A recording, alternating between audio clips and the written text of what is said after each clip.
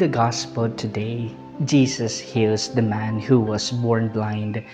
But the story is not only about physical sight, it is about spiritual vision. The man who was born blind gradually comes to see not only the world around him, but also who Jesus truly is. Meanwhile, the Pharisees who can physically see remain spiritually blind because they refuse to believe. This reminds us that blindness is not always about the eyes. Sometimes it is about the heart.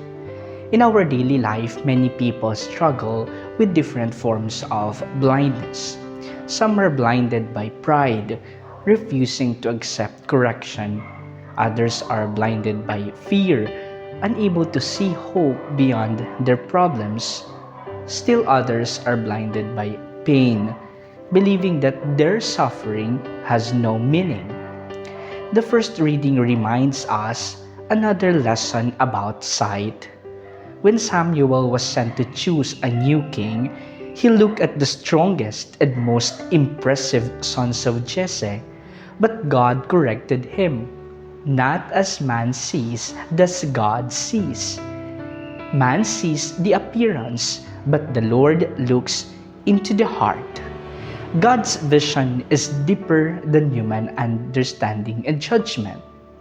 This reminds us that something very important.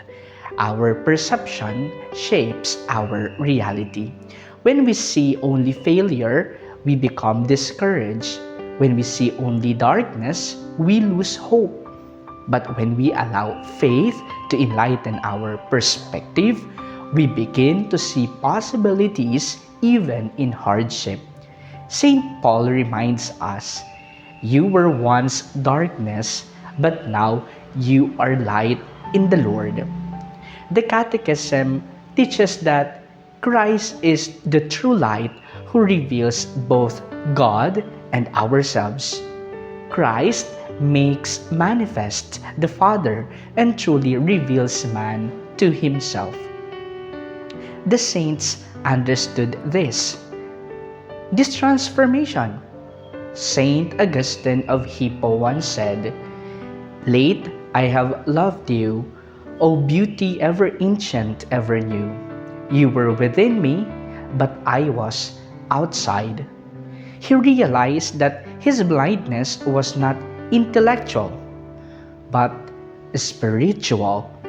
This Sunday invites us to ask ourselves, what areas of my life remain in darkness? What truths am I refusing to see?